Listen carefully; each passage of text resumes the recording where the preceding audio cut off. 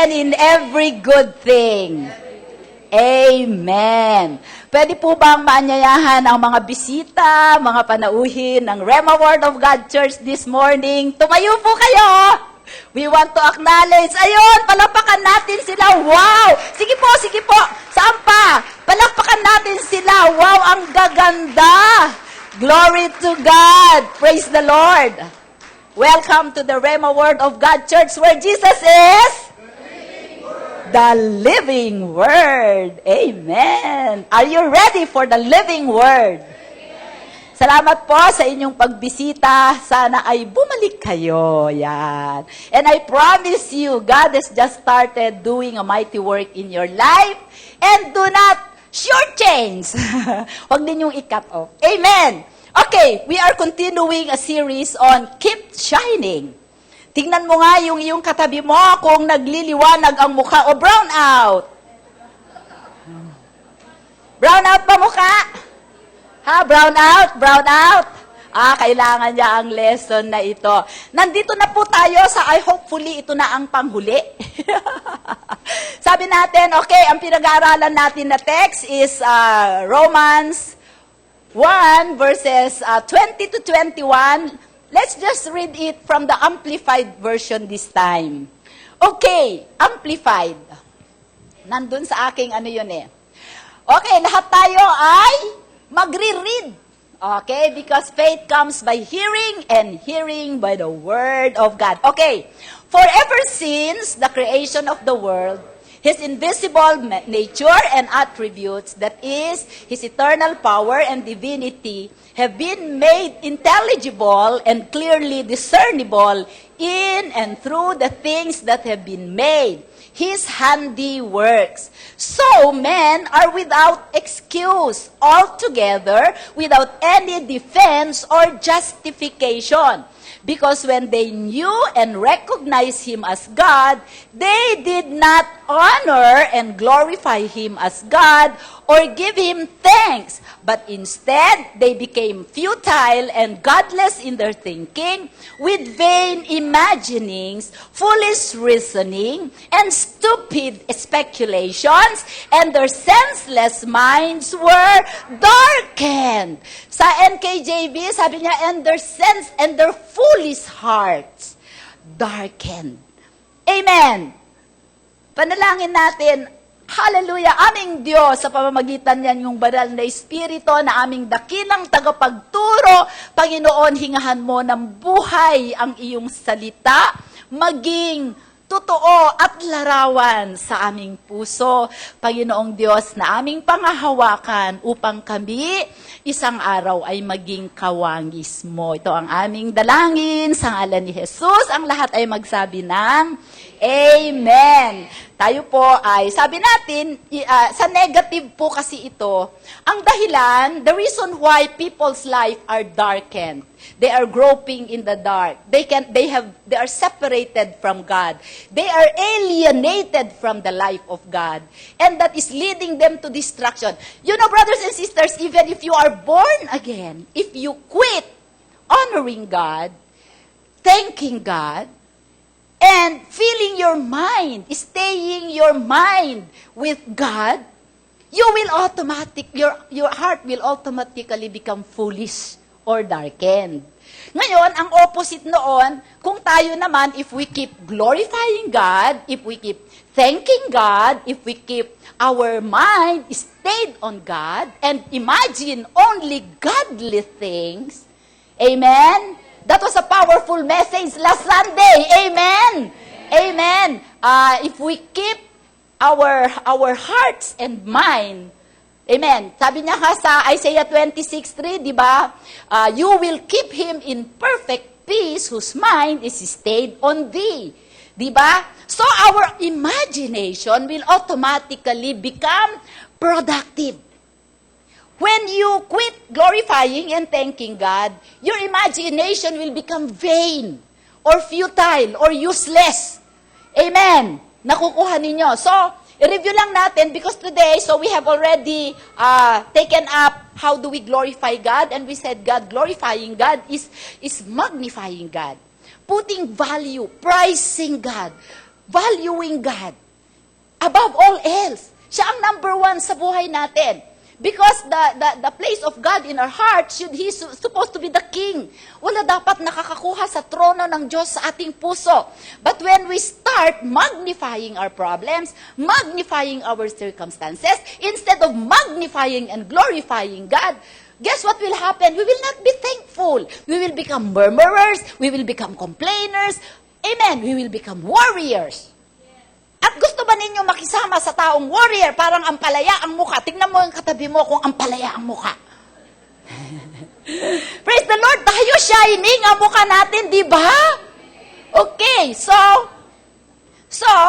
when we are thankful, those who are doing their Thanksgiving journal, you will receive a miracle. Big miracle! After November. Kasi ang dami na nating natanggap na small miracles today, di ba? Every day, di ba? I tell you, that is a very powerful message. Okay. Ngayon, yung imagination natin, once we are thankful, every one of us has an imagination. Imagination is the ability to see something that is not real or present. It is the ability to picture things in your mind. And everybody does that. Amen? Kaya nga sabi ko, pagka tayo'y umaawit, imagine ninyo yung mga lyrics.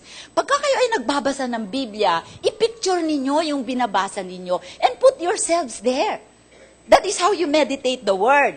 Ngayon, kung kayo ay nag-glorify kay God, nagiging thankful kayo kay God, automatically, ang imagination ninyo nagiging productive. Nagiging creative, na katulad ng creativity ng Diyos. Because we were created in the image and likeness of God.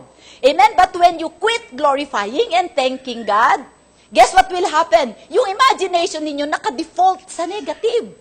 So you will start imagining negative things, negative circumstances, bad things, di ba? So, if we recognize that our imagination is powerful, sabi natin, if you can imagine something, ibig sabihin you can picture something in your mind, you can have it. If you can imagine that you have a red, ano ba magandang sasakyan ngayon? Hindi ko ma-imagine kasi meron na ako eh. Let's say, in-imagine mo na meron kang Camry na white, pearl white, V6, top of the line. Diba? If you can imagine that, you can have it. Amen. Because our imagination is powerful. If you can imagine yourself to be influencing people, helping people, if you can imagine yourself to be a significant person, you can be it. Amen. That is brothers and sisters, all of us think. Sino dito ang hindi nag-iisip? Sterile ang kanyang isipan? Wala. Diba? Nag-iisip tayo lahat. But thoughts take on power only when we start to imagine. Nako, may kausap po ba ako? Yes. Ang kaisipan, halimbawa may asawa ka, may nakita kang magandang babae, meron kang passing thought na, ang ganda, di ba? Pero the moment na in-imagine mo siya, dun lang siya nagkakaroon ng kapangyarihan sa buhay mo. So kung ikaw ay lalaki, may nakita kang magandang babae, tinignan mo at sinabi mo sa iyong imagination, maaagnas ka rin. Na. So, walang power yun sa'yo. Di ba, naaagnas to. Minsan, ang unang stage niyan, bumababa. Tapos, aagnas. Amen. So, ang kaisipan, pagka ine-entertain mo, dun pa lang nag-start ang imagination mo. And we can imagine positive things or negative things. Your dreams, your hopes, your aspirations. Sa Tagalog, ang inyong pag-asa, ang inyong adhikain sa buhay, ang inyong mga pangarap, yun ay mga resulta ng inyong positive imagination. And when you imagine, the word in the Hebrew is to conceive. Ipinagbubuntis nyo. At once na nagbuntis kayo, hindi pwedeng hindi nyo yan ipapanganak. Amen? Tulungan nyo naman akong mag-preach. Amen! Yan, okay. So, pagka naipanganak. Now, on the negative side, yung negative imaginations nyo naman ay yung mga takot ninyo, yung mga worries ninyo, yung mga speculations ninyo. Alam niyo minsan naalala ko, nagbabasa ako yung sa Timothy, the servant of God must be sober. S-O-B-E-R. Sabi ko, wala namang lingkod ng Panginoon na lasenggo, tapos sober siya, maglilingkod siya. Then I look at the original Greek word, it means the word sober there is devoid of negative or devoid of speculations. Ang isang lingkod daw ng Panginoon, hindi siya nag-speculate. Nakukuha ninyo, nag-i-imagine ng masama. That is speculations, devoid of negative speculations. Imagination yon. Amen. So, ngayon, ang imagination natin, pagka naka-default sa Panginoon, creative tayo. But when we review, when we quit, sabi ko nga, pagka tumigil tayo sa pag-glorify kay, alam mo yung pagpapatotoo is glorifying God. Gossiping about the goodness of God is magnifying Him, praising Him, valuing Him. Papasalamat naman tayo every time na, alam mo, they are intertwined, they are interconnected. You cannot be glorifying God and be a murmurer. You will naturally become a thanksgiver. Okay. Hindi ka rin pwedeng maging vain ang imagination mo if you are constantly thanking God. Nakukuha po ninyo. So, magkakadugtong-dugtong yon. Resulta yung isa nung isa. Now, if your mind is stayed on God and your imagination is positive, your imagination is working. On the other hand, if your imagination is on the negative, it is counterproductive. So, your imagination can be against you or for you, but the good news is you can choose what to imagine. You can control your imagination. Kaya nang sinabing, I will praise you, Lord, ibig sabihin niyan ay hindi, I will praise you tomorrow. No. I will praise you means I choose to praise you today, yesterday, and forever, and I choose to praise you whatever my circumstances are. That is the meaning of I will praise you, Lord. Choosing, will, you will. Nakukuha po ninyo? Okay. I hope I am connecting. Okay. Once na gino-glorify mo si God, nagiging mapagpasalamat ka, and then your imagination is fruitful, creative, productive, katulad ng creativity ng imagination ni God. Alam nyo, hindi yun imposible, kapatid. Ang mga godly businessmen, they are the most successful businessmen because they have the mind of Christ. And walang sumpa ang lahat ng gawain ng kanilang kamay. They are blessed. They are highly favored. Amen. It's God who is bringing the connection in the path that they are walking. Kung tayo ay anak ng Diyos, we just walk the path of God and we don't have to worry about anything else. Yun ang sinasabi ni Mabel na effortless and sweatless anointing. Yung isang araw ng isang godly, creative na businessman will generate an income na ipagtutoil ng 5 taon o 10 taon ng hindi anak ng Diyos. Those are the benefits of being glorifying, thankful, and having a godly imagination. Amen. Now, ngayon, kung godly ang imagination mo, you will go to the next level, which is, you will have a good heart. Now, if your imagination is vain, you will have a darkened heart. Sabi po dun sa verse 21 ng, balikan nga natin,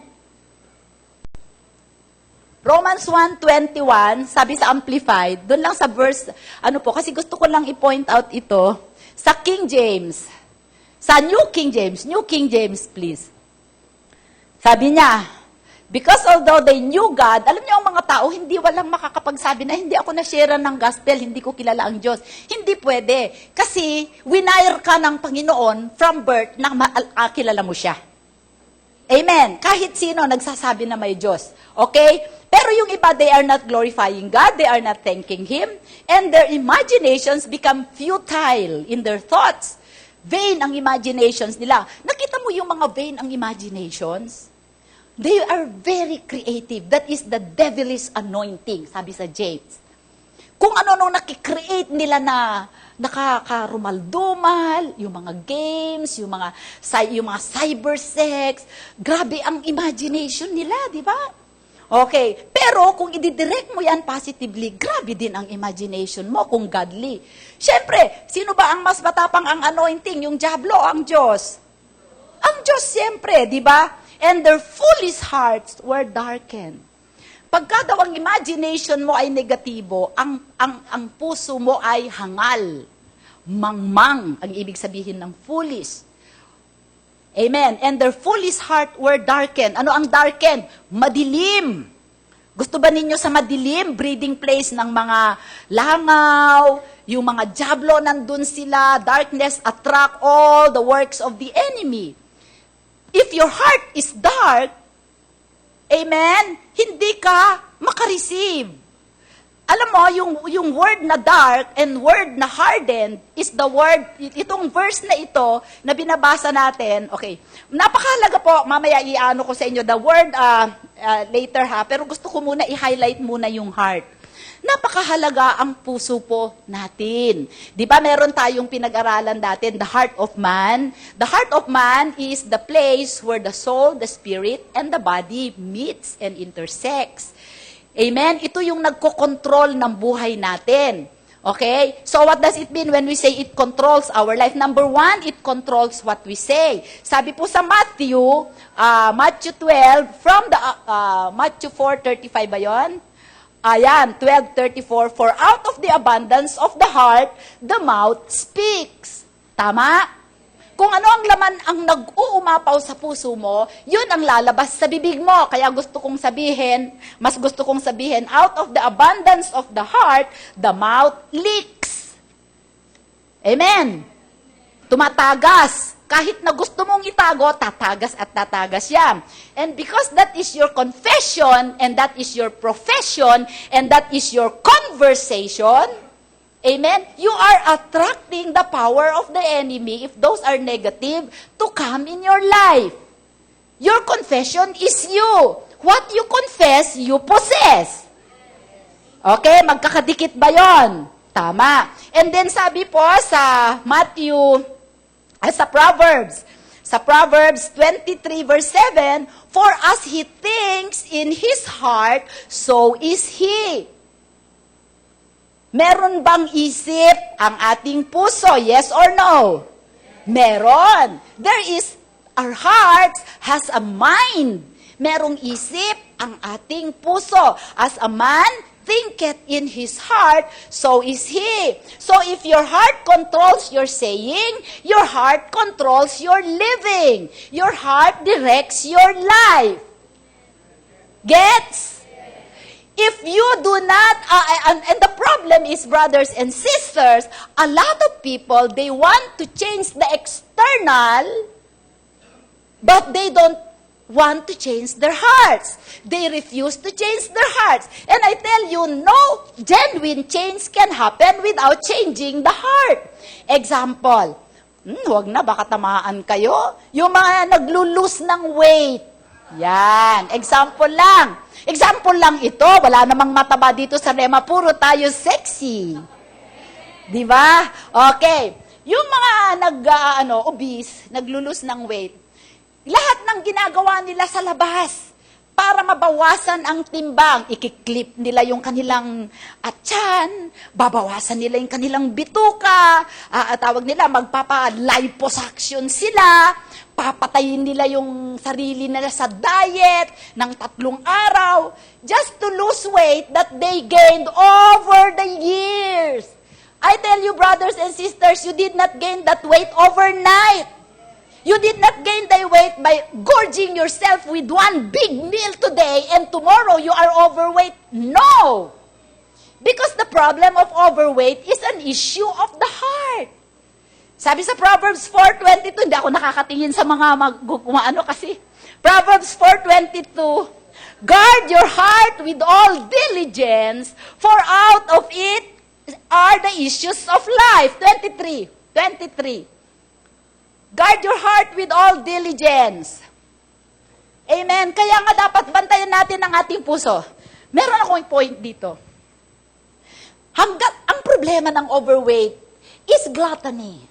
It's a spirit. It's a problem of the heart. It's an attitudinal problem, emotional.